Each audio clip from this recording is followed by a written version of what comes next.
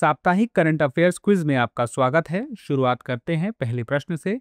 आर्यना सवालेंका ने किस खिलाड़ी को हराकर यूएस ओपन 2025 का महिला एकल खिताब जीता? A. Iga Swiatek, B. Amanda Anisimova, C. Naomi Osaka और डी. Coco Gauff. सही उत्तर है बी. Amanda Anisimova.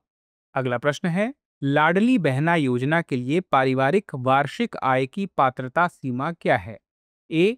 1.5 लाख रुपए से कम, बी. 2 लाख रुपए से कम, सी. 2.5 लाख रुपए से कम और डी. 3 लाख रुपए से कम। सही उत्तर है सी. 2.5 लाख रुपए से या 2.5 लाख रुपए से कम। अगला प्रश्न है, भारत जापान संबंधों के संदर्भ में निम्नलिखित कथनों पर विचार कीजिए। पहला, भारत और जापान ने 1952 में द्वितीय विश्व युद्ध उपरांत शांति संधि के माध्यम से राजनयिक संबंध स्थापित किए। दूसरा, इस साझेदारी को समय के साथ उन्नत किया गया है।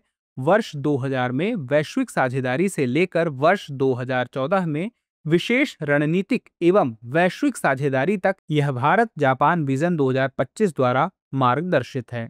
उपर्युक्त कथनों में से कौन सा ऐसे सही है? यह हैं ए केवल एक, बी केवल दो, सी एक और दो दोनों, डी ना तो एक और ना ही दो। अगला प्रश्न है, डार्क इंडोनेशिया विरोध प्रदर्शन मुख्यतः निम्नलिखित कारणों से शुरू हुआ। ए. बढ़ती बंदूक हिंसा के खिलाफ विरोध प्रदर्शन, बी. शिक्षा और स्वास्थ्य सेवा पर असर डालने वाले बजट कटौती पर आक्रोश, सी. ईंधन सब्सिडी हटाना और डी. पड़ोसी देशों के साथ सीमा विवाद। सही उत्तर है बी. शिक्षा और स्वास्थ्य सेवा पर असर डालने वाले बजट कटौती पर आक्रोश।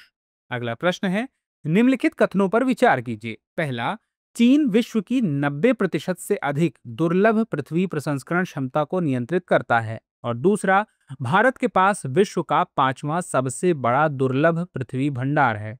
उपर्युक्त कथनों में से कौन सा या से कथन सही है? यह है ए.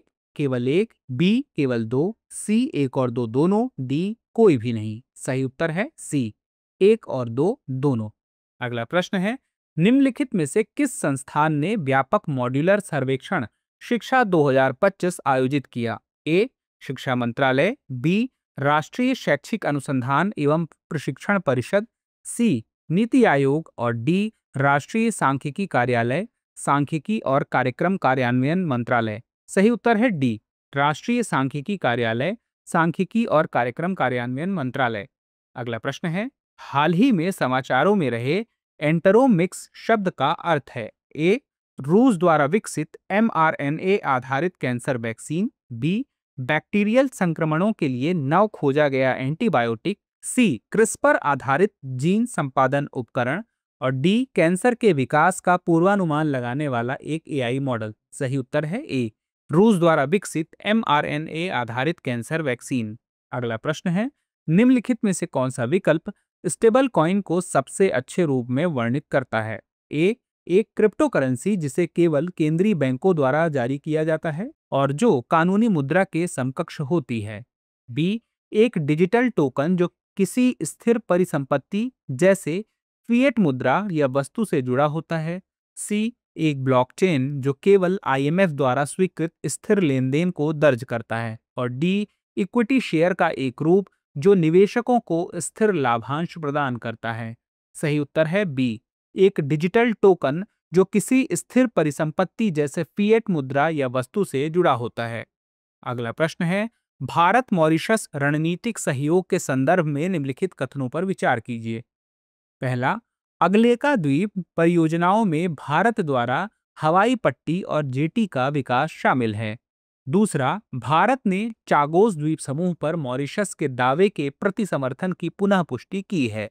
तीसरा, मॉरिशस भारत की सागर पहल में शामिल हो गया है। उपर्युक्त कथनों में से कौन से सही हैं? ए. केवल एक और दो, बी. केवल दो और तीन, सी. एक और तीन या डी. एक, दो और तीन। सही उत्तर है डी. एक, दो और तीन। अगला प्रश्न है, विनोबा भावे द्वारा शुरू किया गया भूदान आंदोलन क्या था? ए. स्वदेशी वस्तुओं को बढ़ावा देने का अभियान, बी. अस्पृश्यता के खिलाफ लड़ाई का आंदोलन, सी. गरीबों के लिए भूमि पुनर्वितरण का आंदोलन या डी. औद्योगिकरण को प्रोत्साहित करने का आंदोलन। सही उत्तर है सी. अगला प्रश्न है, ज्ञान भारतम पर अंतर्राष्ट्रीय सम्मेलन का विषय क्या था? ए, भारत की विरासत और धरोहर। बी, पांडुलिपि और विरासत के माध्यम से भारत की ज्ञान विरासत को पुनः प्राप्त करना। सी, डिजिटल युग में पांडुलिपि संरक्षण। और डी, भारत की सांस्कृतिक विरासत का भविष्य। सही उत्तर है बी, पांडुलिपि विरासत के माध्यम से भारत की ज्ञान विरासत को पुनः प्राप्त करना। अगला और आखिरी प्रश्न देख लेते हैं। भारतीय संविधान का कौन सा अनुच्छेद राज्य विधानसभाओं में प्रयुक्त की जाने वाली भाषा से संबंधित है? ए, अनुच्छेद 210। बी, अनुच्छेद 351। सी, अनुच्छेद 343। और डी, अनुच्छेद 368। सही उत्तर है ए, अनुच्छेद 210।